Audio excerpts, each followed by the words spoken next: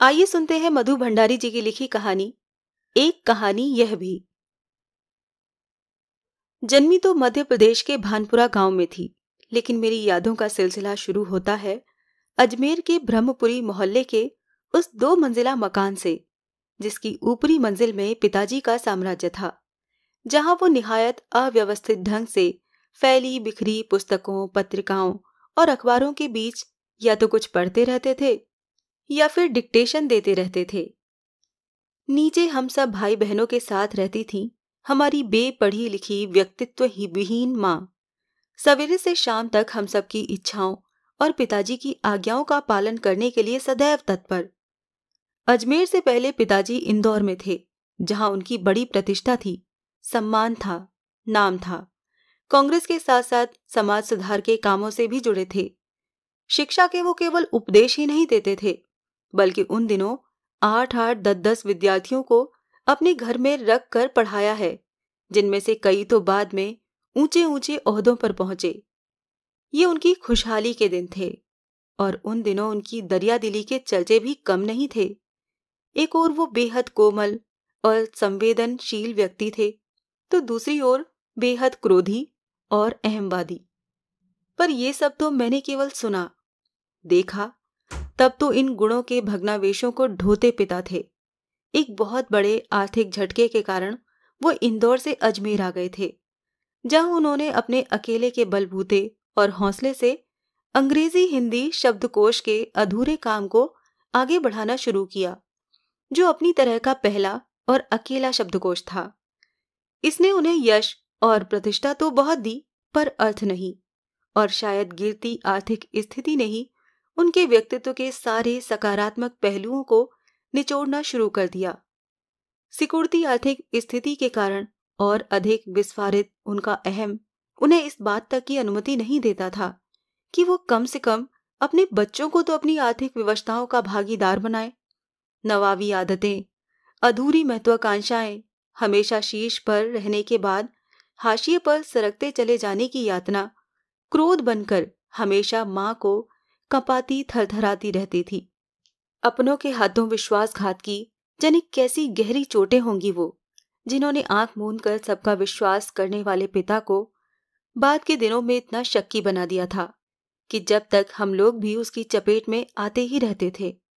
पर ये पितृगाथा मैं इसीलिए नहीं गा रही कि मुझे उनका गौरव गान करना है, बल्कि मैं तो ये देखना चाहती हूँ कि उनके व्यक्तित्व की कौन सी खूबी और खामियां मेरे व्यक्तित्व के ताने बाने में गुथी हुई हैं, या कि अनजाने अनचाहे किए उनके व्यवहार ने मेरे भीतर किन ग्रंथियों को जन्म दे दिया। मैं काली हूं, बचपन में दुबली और मरियल भी थी। गोरा रंग पिताजी की कमजोरी थी, सो बचपन में मुझसे 2 साल बड़ी, खूब गोरी, स्वस्थ और हंसमुख बहन सुशीला से हर बात में तुलना, और फिर उसकी प्रशंसा ने ही क्या मेरे भीतर ऐसे गहरे हीन भाव की ग्रंथि पैदा नहीं कर दी कि नाम, सम्मान और प्रतिष्ठा पाने के बावजूद आज तक मैं उससे उबर नहीं पाई। आज भी परिचय करवाते समय जब कोई कुछ विशेषता लगाकर मेरी लेखनीय उपलब्धियों का जिक्र करने लगता है, तो मैं संकोच से सिमट ही नहीं जाती, बल्कि गढ़ने गढ़ने को हो आती हूँ। शायद अचेतन की किसी परत के नीचे दबी इस हीन भावना के चलते मैं अपनी किसी भी उपलब्धि पर भरोसा नहीं कर पाती। सब कुछ मुझे तुक्का ही लगता है। पिताजी के जिस शक्की स्वभाव पर मैं कभी भन भना कर रह जाती थी, आज एकाएक अपने खंडित विश्वासों की व्यथा के नीचे मुझे उनके शक्की स्वभाव की झलक ही दिखाई देती है। बहुत अपनों के हाथों विश्वासघात की गहरी व्यथा से उपजा शक। होश संभालने के बाद से ही जिन पिताजी से किसी न किसी बात पर हमेशा मेरी टक्कर ही चलती रही, वो तो न जाने क्यों कितने रूपों में मुझ में है। कहीं कुंठाओं के रूप में, कहीं प्रतिक्रिया के रूप में, तो कहीं प्रतिच्छाया के रूप में। केवल बाहरी भिन्नता के आधार पर अपनी परंपरा और पीढ़ियों को नकारने वालों को क्या सचमुच इस बात का बिल्कुल एहसास नहीं होता कि उनका आसन्न अतीत किस कदर उनके भीतर जड़ जमाए बैठा रहता है। समय का प्रवाह भले ही हमें दूसरी दिशाओं में बहा कर ले जाए, स्थितियों का दबाव भले ही हमारा रूप बदल दे, हमें पूरी तरह उससे मुक्त तो नहीं कर सकता। पिता के ठीक विपरीत थी हमारी बेपढ़ी लिखी माँ। धरती से कुछ ज्यादा ही धैर्य और सहन शक्ति थी शायद उनमें। पिताजी की हर ज्यादती को अपना प्राप्य और बच्चों की हर उचित अनुचित फरमाइश और जिद को अपना फर्ज समझकर बड़े सहज भाव से स्वीकार करती थीं वो। उन्होंने जिंदगी भर अपने लिए कुछ मांगा नहीं, चाहा नहीं, केवल दिया ही दिया। हम भाई बहनों का सारा लगाव शायद सहानुभूति से उपजा माँ के साथ, लेकिन निहायत असहाय मजबूरी में लिपटा उनका ये त्याग कभी मेरा आदर्श नहीं बन सका। न उनका त्याग, न उनकी सहिष्णुता। खैर जो भी हो, अब ये पैतृक पुराण यहीं समाप्त कर अपने पर लौटती हूँ। 5 भाई बहनों में सबसे छोटी मैं। सबसे बड़ी बहन की शादी के समय मैं शायद 7 साल की थी और उसकी एक धुंधली सी याद ही मेरे मन में है। लेकिन अपने से 2 बड़ी बहन सुशीला और मैंने घर के बड़े से आंगन में बचपन के सारे खेल खेले। सतोलिया, लंगड़ी टांग, पकड़म पकड़ाई, काली टीलो, तो कमरों में गुड्डे गुड़ियों के ब्याह भी रचाए, पास पड़ोस की सहेलियों के साथ। यूं खेलने को हमने भाइयों के साथ गिल्ली डंडा भी खेला और पतंग उड़ाए, कांच पीसकर मांझा सूतने का काम भी किया। लेकिन उनकी गतिविधियों का दायरा घर के बाहर ही अधिक रहता था और हमारी सीमा थी घर। हाँ, इतना जरूर था कि उस जमाने में घर की दीवारें घर तक ही समाप्त नहीं हो जाती थीं, बल्कि पूरे मोहल्ले तक फैली रहती थीं। इसीलिए मोहल्ले के किसी भी घर में जाने पर कोई पाबंदी नहीं थी, बल्कि कुछ घर तो परिवार का हिस्सा ही थे। आज तो मुझे बड़ी शिद्दत के साथ ये महसूस होता है कि अपनी जिंदगी खुद जीने के इस आधुनिक दबाव ने महानगरों के फ्लैट में रहने वालों को हमारे इस परंपरागत पड़ोस कल्चर से विच्छिन्न करके हमें कितना संकुचित, असहाय और असुरक्षित बना दिया है। मेरी कम से कम 1 दर्जन आरंभिक कहानियों के पात्र इसी मोहल्ले के हैं, जहां मैंने अपनी किशोरावस्था गुजार अपनी युवावस्था का आरंभ किया था। 1-2 को छोड़कर उनमें से कोई भी पात्र मेरे परिवार का नहीं है। बस उनको देखते सुनते इनके बीच ही मैं बड़ी हुई थी, लेकिन इनकी छाप मेरे मन पर कितनी गहरी थी, इस बात का एहसास तो मुझे कहानियां लिखते समय हुआ। इतने वर्षों के अंतराल ने भी उनकी भाव भंगिमा, भाषा किसी को भी धुंधला नहीं किया था और बिना किसी विशेष प्रयास के बड़े सहज भाव से वो उतरते चले गए थे। उसी समय के दास साहब अपने व्यक्तित्व की अभिव्यक्ति के लिए अनुकूल परिस्थितियां पाते ही महाभोज में इतने वर्षों बाद कैसे एकाएक जीवित हो उठे, ये मेरे अपने लिए भी आश्चर्य का विषय था, एक सुखद आश्चर्य। उस समय तक हमारे परिवार में लड़की के विवाह के लिए अनिवार्य योग्यता थी उम्र में 16 वर्ष और शिक्षा में मैट्रिक। सन 1944 में सुशीला ने ये योग्यता प्राप्त की और शादी करके कोलकाता चली गई। दोनों बड़े भाई भी आगे पढ़ाई के लिए बाहर चले गए। इन लोगों की छत्रछाया के हटते ही पहली बार मुझे नए सिरे से अपने वजूद का एहसास हुआ। पिताजी का ध्यान भी पहली बार मुझ पर केंद्रित हुआ। लड़कियों को जिस उम्र में स्कूली शिक्षा के साथ साथ सुघड़ गृहिणी और कुशल पाक शास्त्री बनाने के नुस्खे जुटाए जाते थे, पिताजी का आग्रह रहता था कि मैं रसोई से दूर ही रहूं। रसोई को वो भटियार खाना कहते थे और उनके हिसाब से वहां रहना अपनी क्षमता और प्रतिभा को भट्टी में झोंकना था। घर में आए दिन विभिन्न राजनैतिक पार्टियों के जमावाड़े होते थे और जमकर बहसें होती थीं। बहस करना पिताजी का प्रिय शगल था। चाय पानी या नाश्ता देने जाती तो पिताजी मुझे वहीं पर बैठने को कहते।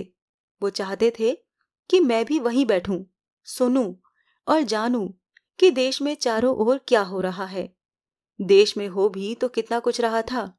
सन 1942 के आंदोलन के बाद से तो सारा देश जैसे खौल रहा था, लेकिन विभिन्न राजनैतिक पार्टियों की नीतियां, उनके आपसी विरोध या मतभेदों की तो मुझे दूर दूर तक कोई समझ नहीं थी। हाँ, क्रांतिकारियों और देशभक्त शहीदों के रोमानी आकर्षण, उनकी कुर्बानियों से जरूर मन आक्रांत रहता था। 10वीं कक्षा तक आलम यह था कि बिना किसी खास समझ के घर में होने वाली बहसें सुनती थी और बिना चुनाव किए, बिना लेखक की अहमियत से परिचित हुए किताबें पढ़ती थी। लेकिन सन 1945 में जैसे ही 10वीं पास करके मैं फर्स्ट ईयर में आई, हिंदी की प्राध्यापिका शीला अग्रवाल से परिचय हुआ। सावित्री गर्ल्स हाई स्कूल, जहां मैंने केकहरा सीखा। 1 साल पहले ही कॉलेज बना था और वो इसी साल नियुक्त हुई थी। उन्होंने बाकायदा साहित्य की दुनिया में प्रवेश करवाया। मात्र पढ़ने को चुनाव करके पढ़ने में बदला। खुद चुन चुनकर किताबें दी। पढ़ी हुई किताबों पर बहसें की तो 2 साल बीतते न बीतते साहित्य की दुनिया शरद प्रेमचंद्र से बढ़कर जैनेन्द्र, अज्ञेय, यशपाल, भगवती चरण वर्मा तक फैल गई और फिर तो फैलती ही चली गई। उस समय जैनेन्द्र जी की छोटे छोटे सरल सहज वाक्यों वाली शैली ने बहुत आकृष्ट किया था। सुनीता उपन्यास बहुत अच्छा लगा था उनका। अज्ञेय जी का उपन्यास शेखर, एक जीवनी, पढ़ा जरूर, पर उस समय वो मेरी समझ के सीमित दायरे में समा नहीं पाया था। कुछ सालों बाद नदी के द्वीप पढ़ा तो उसने मन को इस कदर बांधा कि उसी झोंक में शेखर को फिर से पढ़ गई, इस बार कुछ समझ के साथ। ये शायद मूल्यों के मंथन का युग था। पाप, पुण्य, नैतिक, अनैतिक, सही गलत की बनी बनाई धारणाओं के आगे प्रश्न चिन्ह ही नहीं लग रहे थे, उन्हें ध्वस्त भी किया जा रहा था। इसी संदर्भ में जैनेन्द्र का त्याग पत्र, भगवती बाबू का चित्रलेखा पढ़ा और शीला अग्रवाल के साथ लंबी लंबी बहसें करते हुए उस उम्र में जितना समझ सकती थी समझा। शीला अग्रवाल ने साहित्य का दायरा ही नहीं बढ़ाया था, बल्कि घर की चारदीवारी के बीच बैठकर देश की स्थितियों को जानने समझने का जो सिलसिला पिताजी ने शुरू किया था, उन्होंने वहां से खींचकर उसे भी स्थितियों की सक्रिय भागीदारी में बदल दिया। सन 1946-47 के दिन वो स्थितियां, उसमें वैसे भी घर में बैठे रहना संभव था क्या भला? प्रभात फेरियां, हड़तालें, जुलूस, भाषण, हर शहर का चरित्र था और पूरे दमखम और जोश खरोश के साथ इन सब से जुड़ना हर युवा का उन्माद। मैं भी युवा थी और शीला अग्रवाल की जोशीली बातों ने रगों में बहते खून को लावे में बदल दिया था। स्थिति ये हुई कि एक बवंडर शहर में मचा हुआ था और एक घर में।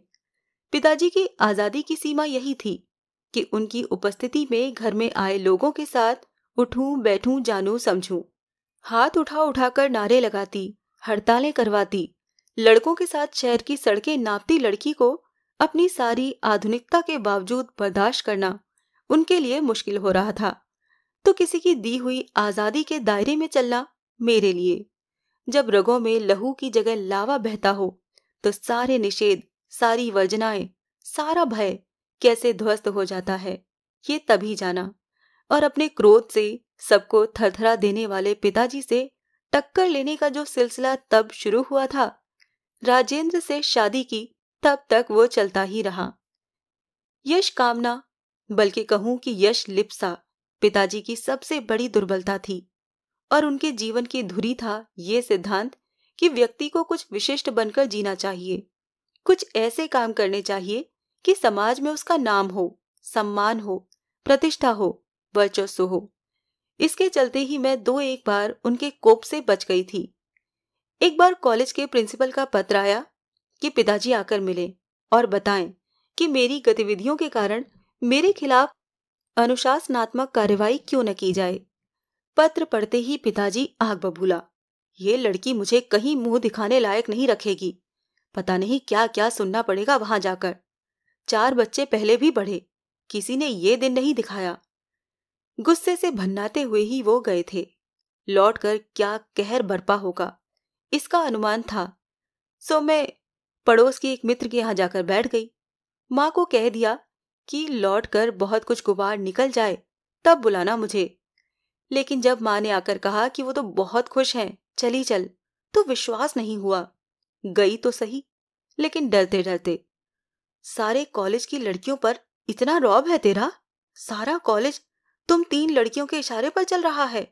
प्रिंसिपल बहुत परेशान थी और बार बार आग्रह कर रही थी कि मैं तुझे घर बिठा लूं, क्योंकि वो लोग किसी तरह डरा धमका कर, डांट डपट कर लड़कियों को क्लासों में भेजते हैं, और अगर तुम लोग एक इशारा कर दो कि क्लास छोड़कर बाहर आ जाओ तो सारी लड़कियां निकलकर मैदान में जमा होकर नारे लगाने लगती हैं। तुम लोगों के मारे कॉलेज चलाना मुश्किल हो गया है उन लोगों के लिए। कहाँ तो जाते समय पिताजी के मुंह दिखाने में घबरा रहे थे, और कहाँ बड़े गर्व से कहकर आए कि ये तो पूरे देश की पुकार है, इस पर कोई कैसे रोक लगा सकता है भला। बेहद गदगद स्वर में पिताजी ये सब सुनाते रहे और मैं अवाक। मुझे न तो अपनी आंखों पर विश्वास हो रहा था और न ही अपने कानों पर ये हकीकत थी। एक घटना और। आजाद हिंद फौज के मुकदमे का सिलसिला था। सभी कॉलेज, स्कूल, दुकानों के लिए हड़ताल का आह्वान था। जो नहीं कर रहे थे, छात्रों का एक बहुत बड़ा समूह वहां जाकर हड़ताल करवा रहा था। शाम को अजमेर का पूरा विद्यार्थी वर्ग चौपड़ पर इकट्ठा हुआ और फिर भाषणबाजी। इस बीच पिताजी के एक निहायत दकियानूसी मित्र ने घर आकर अच्छी तरह पिताजी की लू उतारी। अरे, उस मन्नू की तो मत मारी गई है, पर भंडारी जी आपको क्या हुआ? ठीक है, आपने लड़कियों को आजादी दी, पर देखते हैं आप जाने कैसे कैसे उल्टे सीधे लड़कों के साथ हड़तालें करवाती है, हुड़दंग मचाती फिर रही है वो। हमारे आपके घरों की लड़कियों को क्या ये सब शोभा देता है? कोई मान, मर्यादा, इज्जत, आबरू का ख्याल भी रह गया है आपको या नहीं? वो तो आग लगाकर चले गए और पिताजी सारे दिन भभकते रहे। बस अब यही रह गया है कि लोग घर आकर थू थू करके चले जाएं। बंद करो अब इस मन्नू का घर से बाहर निकलना।